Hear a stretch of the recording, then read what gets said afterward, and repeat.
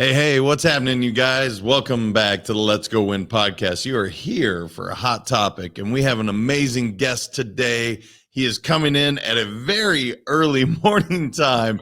Jaemin Frazer is the founder of the Insecurity Project and specializes in helping entrepreneurs, leaders, and business owners eradicate insecurity so that they can show up to life unhindered by doubt, fear, and self-limiting beliefs. He's widely recognized as one of Australia's best life coaches and a leading voice globally on the subject of personal insecurity. Jaemin is the author of Unhindered, the 7 Essential Practices for Overcoming Insecurity, Elegantly Simple Solutions to Complex People Problems, and the 1 Minute Coach, based on the popular 1 Minute Coach radio segment heard by over 750,000 listeners daily. Jaemin, thank you so much for being here, brother. I love the subject. I'm so excited to have you here. Yeah, thank you so much for having me. It's great to talk. Well, and talk is so important with the subject that we're about to discuss. How did you get into helping people overcome insecurities? Because we all have them. It's definitely, I don't know if this problem will ever go away, but I like that you are doing this work because so many people need the help. Yeah, sure. So about 12 or 13 years ago, when I transitioned out of being a church pastor and a chaplain into being a coach, I was so excited about that transition and excited about stepping up to a broader range of people that I launched straight into business. I decided I'm going to write a book. It was all so exciting, except the moment I actually did it, I opened up this uncertainty in my life that I'd never experienced before and found this massive insecurity. What if I can't? What if I fail? What if I'm no good? What if people reject me? What if I have nothing interesting to say? And I'd played in this safe world that I was secure in, and to step out into the unknown, it exposed it. And so I knew that I had two choices. I could either work out how to solve this problem in my life and then have a chance at continuing to move forward, or retreat back to what was safe and known. And I thought, I got to see if this is solvable, because it was so intense and so paralyzing. And so that began a quest just personally: is insecurity a solvable problem? And thankfully, I discovered that it was, and there were plenty of people who had found a way to change these limiting narratives. It just seemed to me that no one had really modeled that process. So in my work of understanding how, I discovered that there were 7 things that these people practiced in every case, whether they knew it or not. And so I thought, if they could practice it, I could. And if I could, well, maybe then I could show others. And so that began a fascination with this. And then my desire to be useful to people and facilitate transformation rather than just behavior management, I realized it was never going to be about just dealing with the end product. It was always the world of beliefs, and people got stuck in limiting beliefs. And the worst of those limiting beliefs were always personal. They were always doubts, fears, insecurity. So I kind of got ruined for anything else quite quickly. And then 4.5 years ago, pitched a flag in the sand and went, you know what? I'm actually just going to talk about insecurity. That's all. Much to the chagrin of my business coach at the time, who said, you can't do that. People are insecure about being insecure, so no one's going to put their hand up and say, help me, Jaemin. But I just thought so many people suffer greatly because they don't know this is a solvable problem. They think the best you can do is just manage it or mask it or medicate it. But I'm convinced that you can, and not only can, you must. That's your most important adult work, to free yourselves from the narratives of your childhood. So I thought it would be very unkind not to go wholehearted about this very important problem. Yeah, it is important. It's fascinating. I think from a marketing standpoint, they're always looking for the niche. Well, you found a niche in terms of insecurity, but yet it's so broad. Everyone on planet Earth, I think, has dealt with it at one point. I feel very confident saying that. Now, without completely giving away the 7 things, but I would love to hear a couple of ideas so that we can give some tangible things to tackle these insecurities. And as you're talking, I thought of that imposter syndrome, and so many thoughts were in our heads. I would love to hear kind of a couple of the thoughts you had on those 7 steps.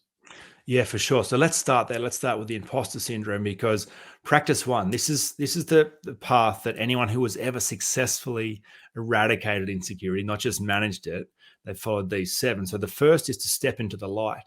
And that is to be very precise and specific about what it is you are actually dealing with. Because most people leave this fear in some kind of abstract form. And even the language of the imposter syndrome is in some ways abstract and external. So I've had people tell me I struggle with the imposter syndrome, but I'm not insecure, which is like, wait, hang on a minute. Did you hear what you just said? Imposter, the fear of being found out as not who you say you are, being exposed and somehow inadequate. Yeah, that's insecurity. But the moment you call it a syndrome, you kind of think, no, that's outside of me. But when you step into the light, when you stop running, when you stop pretending you're not insecure, when you actually are willing to be here and get clear about this, what you discover is the more precise you can be, the more useful you can be in solving this problem. So most people think it's the fear of failure or the fear of rejection. That's still very abstract. You can't solve those problems. It's actually a layer beneath that. It's the personal implications of failure or rejection. So it's not, I'm not afraid of failure. I'm afraid of, if I fail, what does that reveal about me? Oh, now it lets everybody know I am a failure. I am not good enough. I'm not afraid of rejection. It's that if I was to be rejected, what does that reveal about me? It reveals I'm not worthy of love. I don't belong. So we're actually most afraid of our own opinion of ourselves. Now that's interesting because opinions are the lowest form of knowing anything. So therefore the easiest thing to change. So when you realize this is actually just an opinion problem, you're like, okay, maybe there's something I could do about that. You go one step further and realize that those opinions actually began a long time ago when you were a kid. So then you really get clear and step into the light and you realize all you are dealing with is the opinion of a scared or hurt or disappointed or upset child. And that opinion has created a concrete reality just because it's been rehearsed and gone unexamined. So practice one, it's incredible. Just that in itself, to get some eyes on what you were really dealing with, and you'll discover it's just the opinion of a scared child. And that's a solvable problem every day of the week.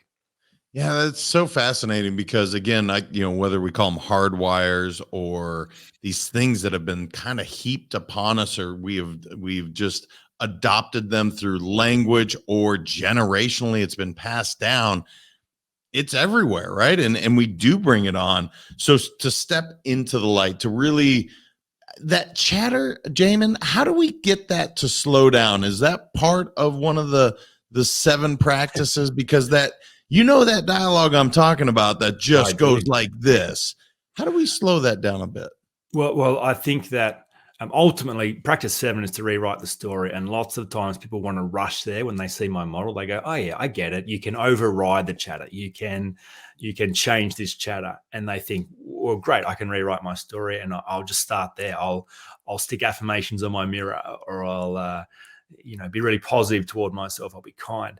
The problem is that until you actually deconstruct the structure of the old narrative, the moment you get tired, stressed, triggered, anxious, it just comes out and takes over like it has done at every other trigger point in your life. So, of course, you can change the chatter, but not through strategies, not by managing it, not by trying to override it. You change the chatter by examining what structure the chatter is based on. And it's based on opinions. It's based on assumptions. It's based on agreements. It's based on the meaning you've placed on difficult moments in your life as a child. I promise you, in every case. And you might be surprised when you get eyes on the origin of those things. They're always innocuous moments. People think, oh my goodness, it must mean I was abused in my childhood, or I've got to go looking for big trauma. Obviously, sometimes that's there, but the point is, it's the little things, because little things are always big things for a kid. A kid doesn't get a bike for Christmas when they thought they were. That's a catastrophe, and they personalize that. They think, oh, that must mean that I didn't deserve it. I'm not good enough. This is about me. So, of course, you can change the chatter, but there is a process, and you have to get eyes on where that chatter started, why it started, and go back and review the data around that so you can set yourself free and don't have to manage it anymore. Yeah, so often I hear people say to do the work, put in the work, and that work, I guess, is maybe that scary part for people to confront Mhm. whatever. Again, you use the word opinion, so these opinions that have now formed your self-limiting belief, perhaps these insecurities. How does one decide to actually do the work and not allow their insecurities to keep them from doing it? Because so Mhm. often the people that most need that, they don't want to confront that. That's scary as can be. Do you have any suggestion for that, Jamin, of just being Yeah. able to say, you know what? I understand it's scary to you and it sounds frightening, but there's so much good on the other side. Do you have any thoughts on Yes, that? of course. So practice 3 is to stack the pain. So anyone who's ever solved the insecurity problem has done so from a place of great pain. Pain is a loving voice designed to help us change. So the interesting thing around uh, pain is you can increase pain by what you pay attention to. So insecurity is ruining your life, whether you're aware of it or not.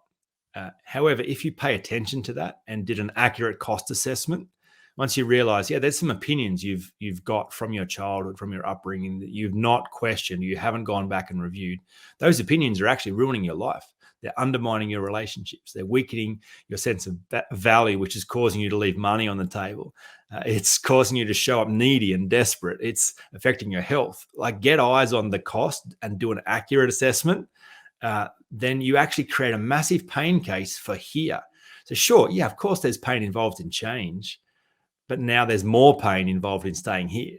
So typically it's the other way around. People kind of have more pain linked to change and therefore naturally more pleasure linked to here. But if you've stacked the pain and accurately understand the impact, well, then now here is really painful, and whatever pain is involved in change is less than what you're currently experiencing, compounding into the future if you don't change.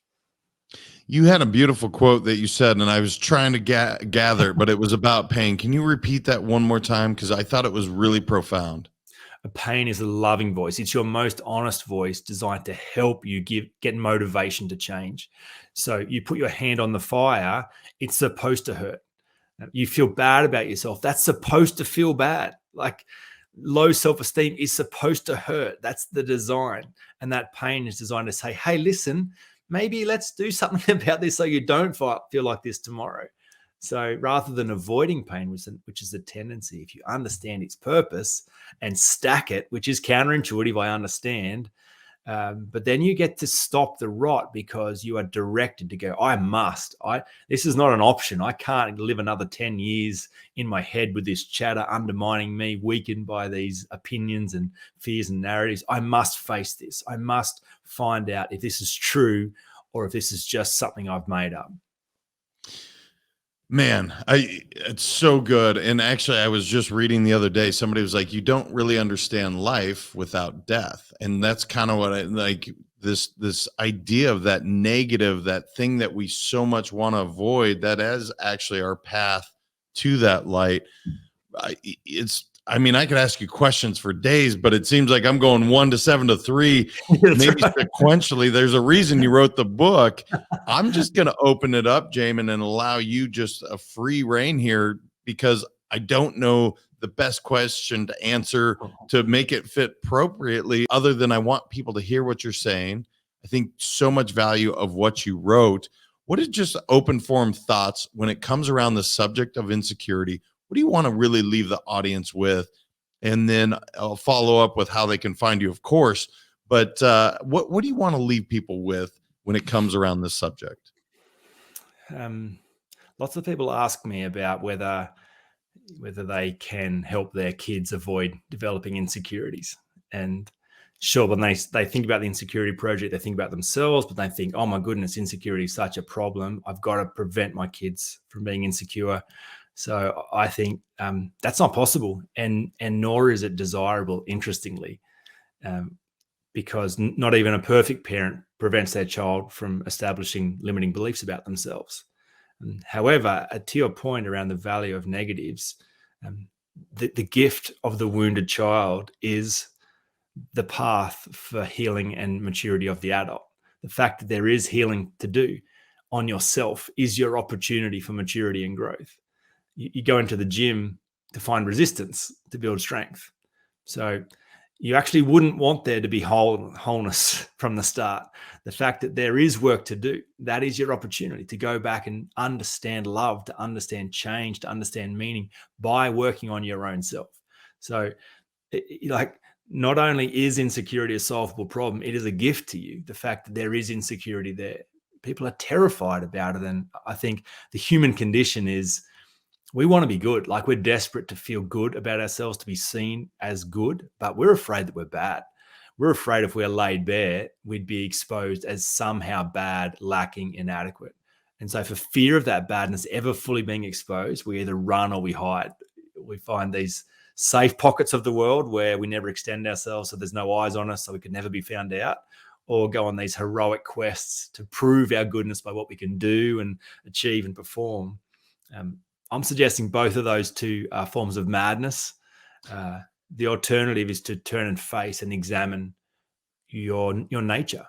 What if your fear of being bad is actually all a misunderstanding? What if, as a kid trying to make sense of life, you personalized pain negatively toward yourself and formed some assumptions that were limited, that were flawed from the beginning, but you've never gone back and reviewed the data? So, like, it seems strange to me that people get such fear built toward this work, but it is beautiful work. It is natural work. It is your most important work. If you don't free yourself from these narratives and update the blueprint you're living out of, it is a journey into madness for you, and it's a weakening of the collective consciousness of the planet. So, just the message to people that it is solvable, and you must, for the sake of the planet, you must. If you don't, all your best energy is directed toward proving yourself and defending yourself. That's ugly. It's destructive. It tears people apart. You show up with nothing to prove and nothing to defend, and you bring your gift to the world. And then through that, the collective consciousness of the planet is increased. And if ever we needed that, the time is now. Yeah, I think that's well said. And that's such an interesting idea with the kids. And I understand what a parent is asking, but that's kind of like if you have, let's say, billions of dollars, you will see often these people, look, if you want to give your child a gift, don't give them all that money, but rather have them earn their own stripes. And that's the easiest analogy I can give to folks listening is, and again, this is no offense to anyone out there, but you don't want to create that trust fund baby. Rather, you want someone that wants to continue to make the world a better place. I thought that was so unique and interesting that that's a question you get often. And I understand as a parent wanting that best for your child, but they have to go through pain. They have to go through these things. Otherwise, they are weak. Oh, of course, your best chance to be useful as a parent is to model change yourself, is to demonstrate it is possible to change the story you find yourself in. Let them see you do it so they know when it comes time for them to update their narratives and review, there is a precedent. It is possible. Demonstrate security. Demonstrate you've overcome your own fears. Don't run away from it. Don't put your life on hold to serve them and somehow try and protect them and create this false world for them.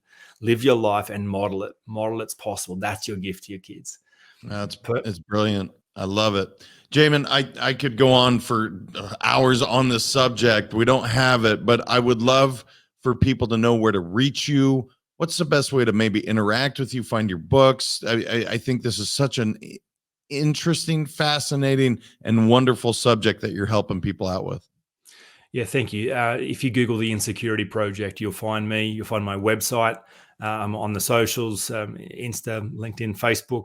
If you can spell my name, Jaemin Frazer, I'm the only Jaemin Frazer in the world as far as I can tell. And that'll take you straight to me and my books. My podcast is also the Insecurity Project, which is another way of diving into this process of actually understanding insecurity as a solvable problem. Well, brother, I know it's like 2 a.m. your time. I cannot thank you enough for being here, having such a brilliant way about you and in this bright light in sometimes this dark world. But man, I got to tell you, it's just such a fascinating subject. And you really make me rethink some of the insecurities. Maybe it's not such a bad thing. It's something to embrace to a degree. And I so appreciate the conversation today. Thanks so much for having me. It's been a joy. You guys share this with anybody, please, because we all deal with insecurity. It's a fact. It's okay. So share this, get it out there. People like Jaemin are on this show. I want more people to hear what these amazing people have to say. They can help you as much as Jaemin did today. So until next time, remember your mindset matters. We will talk to you then. Thank you so much for listening. If this content is delivering value to you, please make sure to subscribe, rate, and review us. That helps us build this community, and that is what we are all about. Building this community as big as we can, helping as many people as we can, and deliver as much value as possible. Be sure to head over to letsgowinpodcast.com for information on my coaching courses, and make sure to follow us on Facebook, Instagram, and LinkedIn at Let's Go Win 365. Let's go win and transcend in life. This is the Let's Go Win podcast with your host, J.M. Ryerson.